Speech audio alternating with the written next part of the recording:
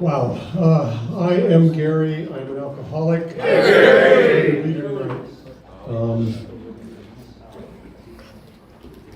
My sobriety date is October 27, 2014. And that's just a point in time, a mark in the sand. I can tell you that every day I wake up full of self-doubt, starving for approval and affection, afraid I'm going to be found out, and unaware of how I feel. It's because I'm an alcoholic.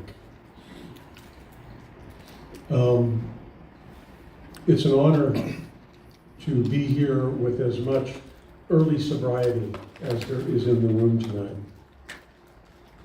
It's also an honor to celebrate my friend Louie's birthday. And even though my sobriety date is an important day in my life, and even though, like a lot of us, we count days when we're new, I have a different date that's really important to me. That's October 19th, 2010. That's the date that my wife invited me to find a new place to live. And for those of you who are doing math out there, it was 4 years until I found AA, after I moved out of the house. And I stayed in that, it wasn't even a one-bedroom apartment, it was a studio. South Pasadena, overlooking Arroyo Drive down to the South Pasadena golf course. I see some heads going like this. At first, that place felt like a place of exile, a place I had been banished to. I called it the closet. In time, it became a place of healing. And I stayed in that place for 11 years, 9 months, and 7 days before my wife invited me to come back and live with her again. That's 4,298 days. I will always remember that. In fact, I just cleaned up and closed out that studio today.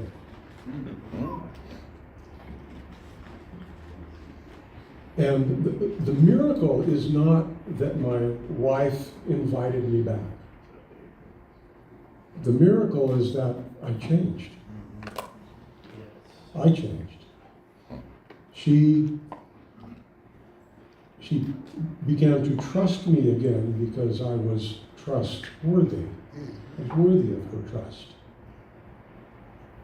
Before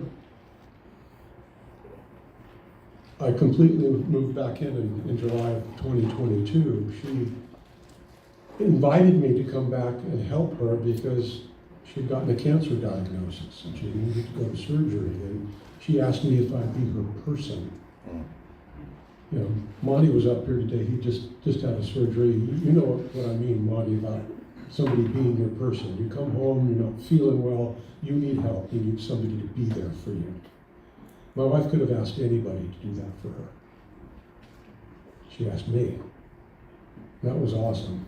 So for the better part of a year, I was going back and forth from the closet to the house with a canvas bag with a couple pairs of underwear and, you know.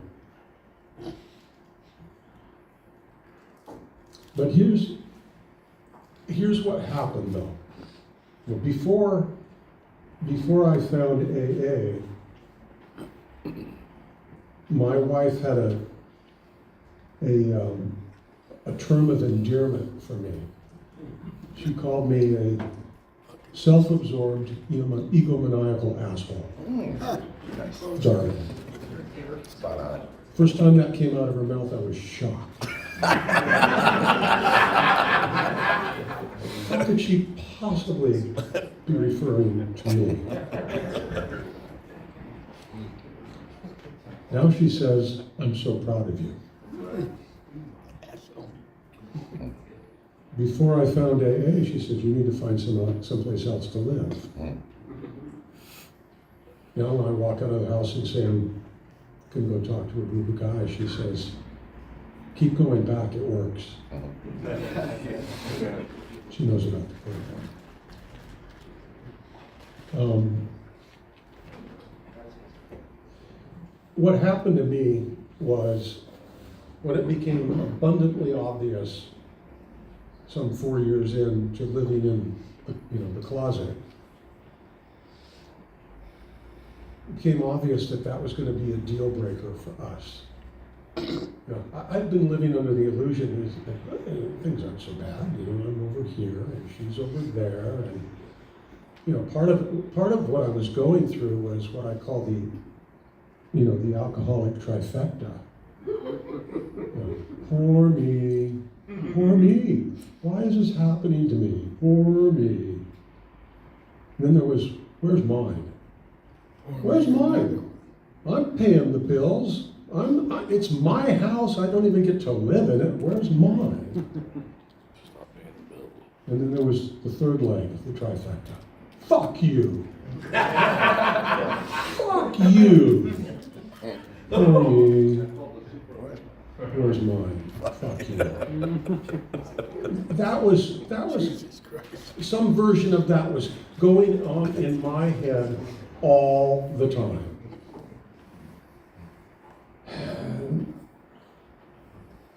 And I don't know why on the day she asked me, we were having brunch over at the Heirloom Cafe, and she says, how's that drinking thing going for you?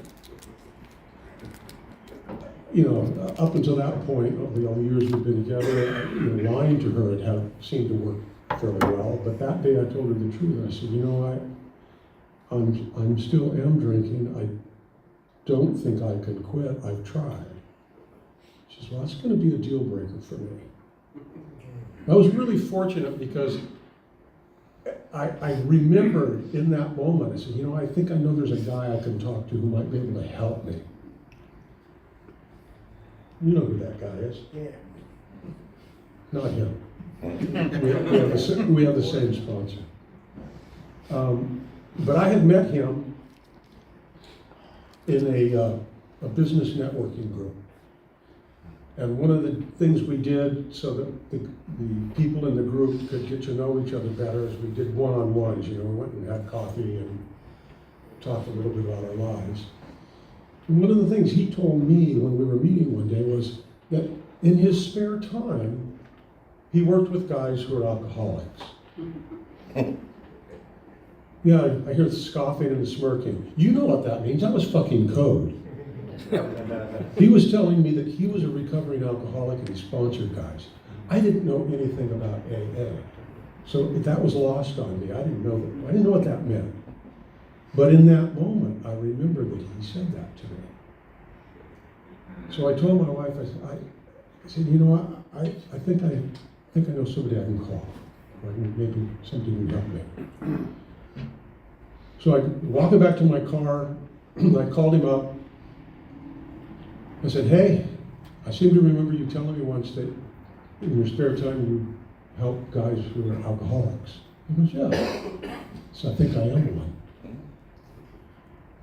If you know our sponsor, he thinks he's funny. He said, and this actually was funny. He said, I don't know whether I respect you more or less for having shared that with me. That was honest. But he does have a heart of gold, because the next thing out of his mouth was, where are you right now? Can you meet me right now? And we did. We met at the Starbucks on Huntington and Sierra Madre, San Marino. And inside of about 10 minutes, I was in his car. We were going over to the closet on Arroyo Drive, pouring out thousands of dollars of really expensive booze. And he took me to a meeting that night. Took me to a meeting the following night. It was a Tuesday. Took me to Monks and Drunks. And then we went into the parking lot after that, after the meeting. He goes, okay, this is all good. I want you to find other meetings. I want you to go to 90 meetings in 90 days. Anybody heard that one? A few of you. Yeah. I thought, it's pretty intense. Okay, I think I can wrap my head around that. And then he said, okay, the second thing I want you to do is every morning I want you to hit your knees and say please, and at night I want you to hit your knees and say thank you. And I was, fuck you. Back to the trifecta. I had just managed to, in my 64 years of life at that time, I had just managed to get thrown out of the Mormon church, and I was so glad to be rid of the constraints of those requirements and that bullshit, and now this guy's telling me in order to get sober that I needed to hit my knees. That was harder for me. I didn't like the concept that I had of a God or a higher power at that time. It didn't work for me.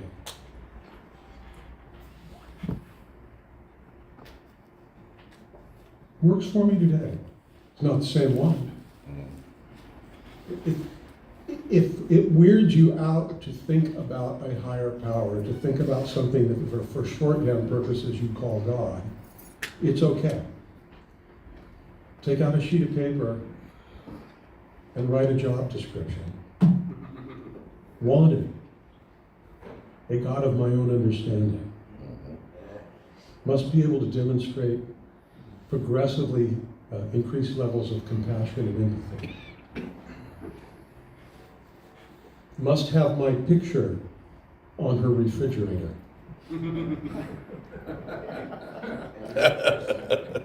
Whatever. Must have my back in all matters. Must conspire for me in all things. Must be into Marvin Gaye. It's my God, goddammit. It's Right? not yours. Yeah. Write your own job description for your higher power. Because I can tell you, and this is kind of coming to my topic tonight through the side door. That power was always there for me. Even when I fought against it, was angry at it. And what it took was for me to find the humility to accept the help. The help was always there. My higher power always wanted to play Let's Get It On with me. Pun intended. And it didn't happen until I was willing to accept it. And that meant I had to somehow corral my biggest enemy, my ego. And one of the things that I've come to understand about living in peace with other humans and in peace with myself, is that there's this little binary equation that I have in my life, this way or that way. I can either be a hostage to my ego or a host to God. And how every situation, every transaction in my life turns out depends upon how I answer that question. Am I going to be a hostage to my ego in this situation? Or am I going to be a host to God? Simple, not easy. Simple, not easy. I've come to also understand that the principle of anonymity in this program has helped me with that. See, at first I used to think that anonymity was, okay, great, oh my God, what if somebody sees me going into an AA meeting? What will they think of me? I didn't attend a meeting in South Pasadena for over a year. And then I then came to understand that anonymity was a principle that was there to protect the message, not the people. It was to protect AA. Because what if, like, say I'm in AA and I fuck up, people say, that thing doesn't work. Protect AA, protect the association, fellowship. And now I understand that anonymity helps protect me from my ego. Because if I don't know anything about you other than your first name and your last initial, and I can't see the stripes on you shoulder, I can't see your rank and your insignia, I don't have any clue about your bank account and your job and your title, then I can meet you and we can all meet each other as humans and help each other.